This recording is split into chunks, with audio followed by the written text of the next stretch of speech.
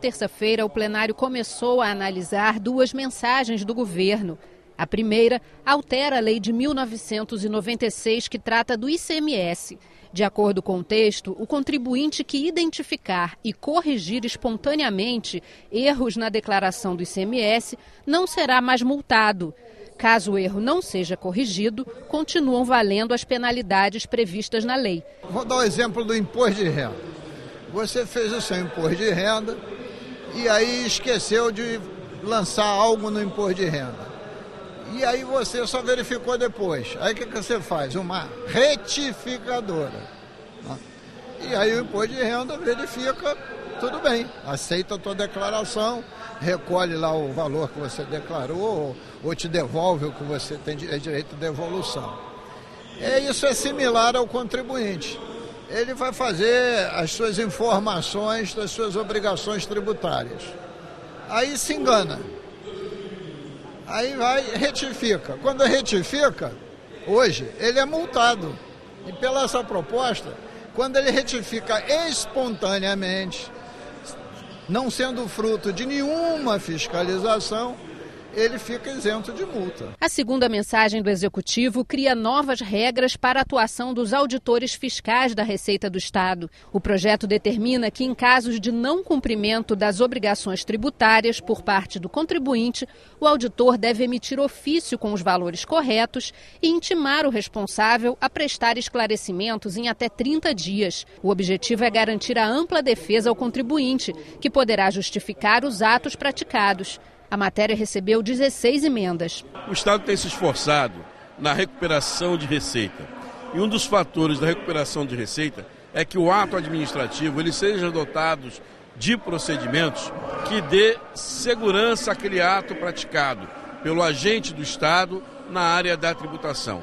É esse o objetivo, normatizar esses procedimentos, regulamentando esse dispositivo legal, vem dar segurança ao Estado no ato de execução de uma cobrança a partir de um ato de autuação da sua fiscalização. O Estado do Rio pode ter um programa para aproveitar a madeira da poda das árvores. O projeto do deputado André Lazzaroni determina que o material cortado seja utilizado como lenha ou na confecção de utensílios domésticos, por exemplo. Já as folhas e galhos mais finos devem ser usados como adubo.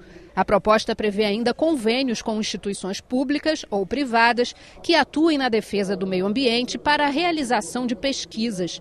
O projeto ainda retorna ao plenário para mais uma discussão. No expediente final, o deputado Dr. Sadi Noel criticou o fim do bilhete único para os moradores de Itaboraí. O bilhete único representa emprego para a região, que já está hoje destruída devido ao caos do Comperj, e se terminar, se for implementado esse primeiro modal a R$ 3,75, se a passagem mais barata que tem de Itaboraí, que é até Niterói, é acima de R$ 6,00, inviabiliza todo o emprego da região de Itaboraí, de alguma parte de São Gonçalo, de Itanguá e de Rio Bonito. O deputado Anderson Nogueira falou da importância da desburocratização das leis de calamidade pública. A burocracia, ela acaba desacelerando um processo em que as pessoas pedem e têm necessidade de pressa.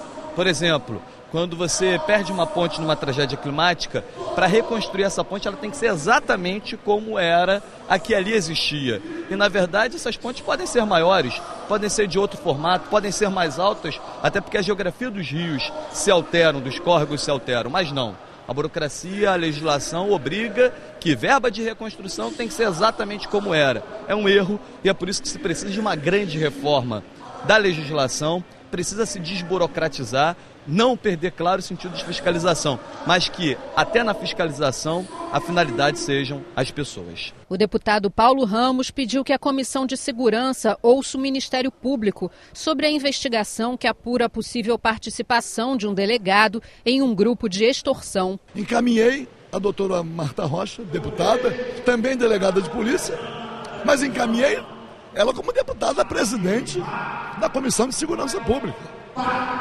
Um requerimento para que haja uma audiência pública ou uma audiência reservada, mas trazendo aqui o representante do Ministério Público no GAECO, que conduziu a investigação, para que possamos conhecer as provas.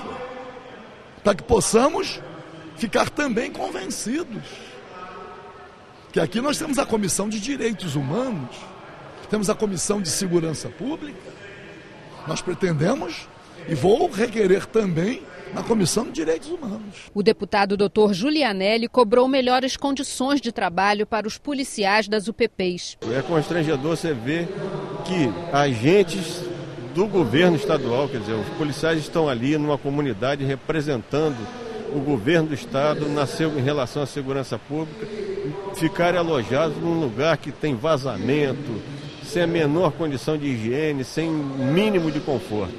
Então, querer que esses soldados, que esses militares não se deixem influenciar por essas condições é um absurdo. O deputado Luiz Paulo falou sobre a reforma política e criticou o sistema conhecido como distritão. Eleger os mais votados, isto vai levar a desconfigurar todos os partidos políticos.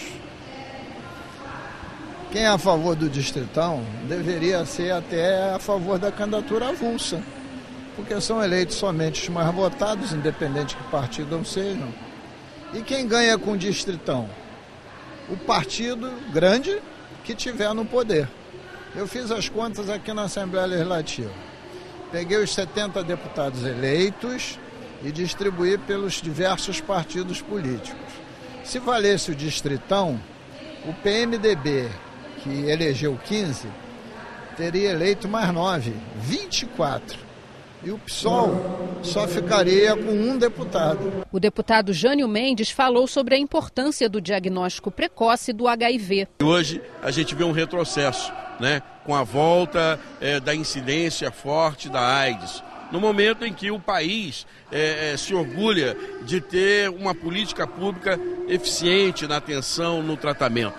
De modo que hoje só se morre de AIDS pela ignorância, pela ausência do diagnóstico. Então, a lei do diagnóstico precoce, a ideia de criar-se um dia de conscientização e de mutirão, é exatamente para fazer essa política preventiva. O diagnóstico precoce é a melhor forma de se prevenir da AIDS. A deputada Marta Rocha defendeu um debate mais amplo sobre a subordinação do DEGASE à Secretaria de Educação. Esse debate que, de uma maneira inicial, foi travado nessa audiência pública entre a Comissão de Direitos Humanos e a Comissão de Segurança Pública. Eu acho que a gente tem que travar esse debate, né? Nós tivemos a oportunidade de ouvir o presidente do Sindicato dos Profissionais do DEGASE e eles nos relataram as dificuldades que eles passavam, né? A dificuldade material, isso já foi constatado. Então, eu acho que nós temos que ter coragem, né? E acho que essa casa exerce esse papel muito bem de debater se é ali na Secretaria de Educação que tem que estar o sistema DEGASE. O deputado Flávio Bolsonaro cobrou mais segurança para os policiais que trabalham nas UPPs. Se os traficantes se impõem pela força, pelas armas, pelos fuzis, é óbvio, né, que as forças do Estado, né, naquelas que nós, cidadãos, investimos com os nossos impostos, precisam dispor de meios e armamentos também capazes de enfrentá-los, sim. A palavra é enfrentamento, mas enfrentamento aos bandidos, à criminalidade. Porque a sociedade que lá vive está há décadas oprimida por esse traficante. Enquanto não houver a lei ali, o domínio territorial, obviamente, nenhum outro braço do Estado é capaz de entrar. O deputado Tiago Mohamed disse que a CPI do aborto pode propor a adoção de medidas mais rígidas para punir médicos que praticam o procedimento. Não dá para a gente admitir o que a gente viu hoje. Pessoas que já foram presas, tem médico que foi preso em 62 e continua com seu registro para trabalhar. Né? São casos absurdos. Médica que foi acusada de homicídio em 2003 e hoje ainda continua com seu registro aguardando uma sindicância. Ou seja, a burocracia dando margem para que maus profissionais possam cometer crimes, voltar a cometer crimes. A gente não pode esquecer que um dos médicos que deveria estar preso, segundo a investigação, está foragido.